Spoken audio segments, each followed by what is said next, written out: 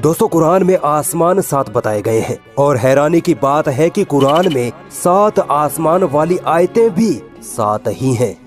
अल्लाह ने जहन्नुम के 7 दरवाजे बनाए हैं और हैरत की बात है कि कुरान में जहन्नुम लफ्ज 77 मर्तबा आया है, जो कि 7 का गुणा है। अमेजिंग।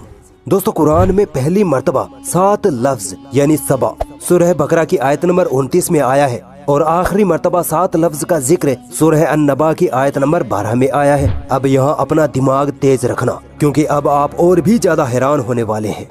पहली और आखिरी मर्तबा 7 लफ्ज जिन आयतों में आया है उनके बीच क्या खास है। गौर करेंगे तो पाएंगे कि पहली और आखिरी मर्तबा 7 लफ्ज जिन सूरह में आया है यानी सूरह बकरा और सूरह नबा, इन दोनों सूरह के साथ इनके बीच में भी टोटल 77 सूरह है, जो कि 7 का सीधा गुना है। सुभान अल्लाह। तो तुम अपने रब की किन किन निशानियों को झुटलाओगे? अभी आगे और देखिए।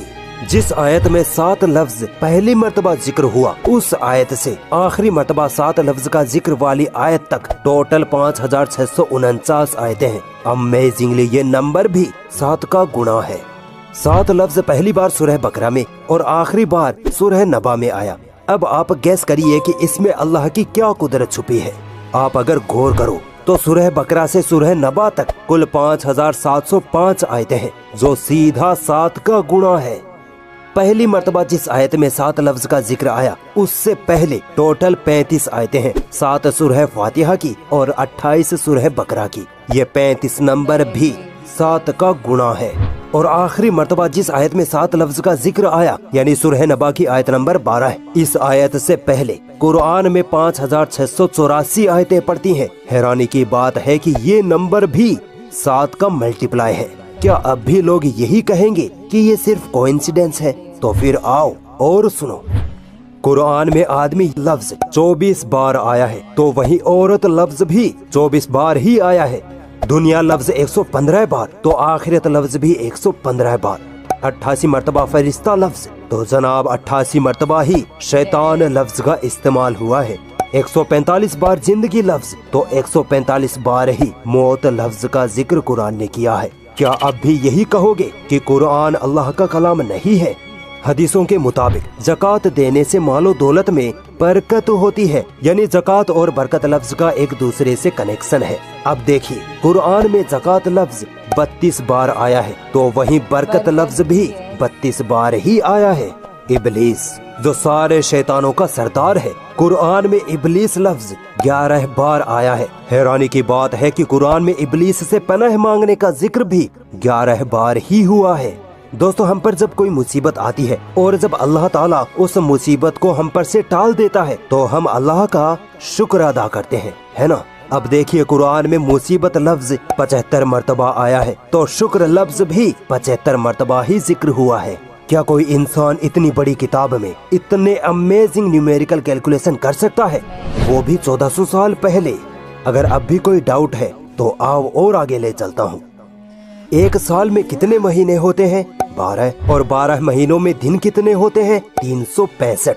ठीक है, अब आइए कुरान मजीद की तरफ। कुरान में महीने लफ्ज का जिक्र एग्जैक्ट 12 बार आया है और दिन लफ्ज का जिक्र एग्जैक्ट 365 बार आया है। जितने महीने उतनी बार जिक्र, जितने दिन उतनी बार जिक्र।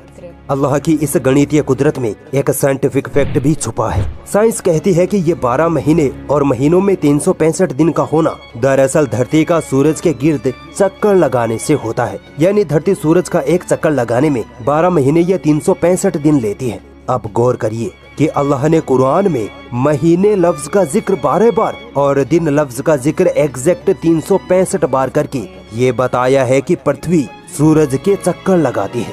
सुभान अल्लाह।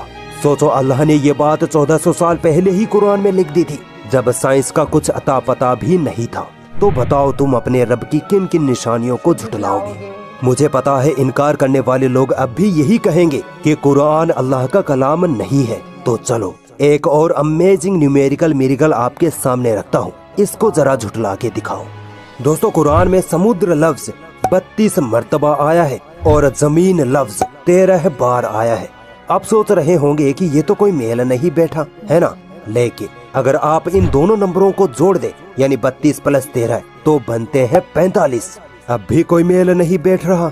सुनिए, साइंस कहती है कि हमारी पृथ्वी का 71.1% हिस्सा पानी यानी समुद्र है, जबकि 28.8% हिस्सा जमीन से घिरा है।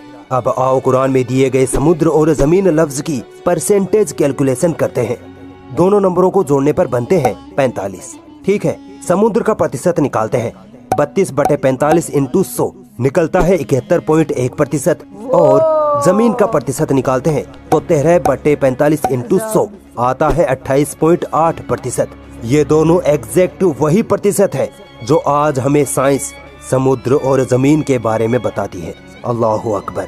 तो क्या अब भी कोई है जो अल्लाह की इस गणितीय कुदरत को झुटला दे? नहीं झुटला सकता। अगर कोई डाउट लगता है तो कुरान में ये सब चेक कर सकते हो।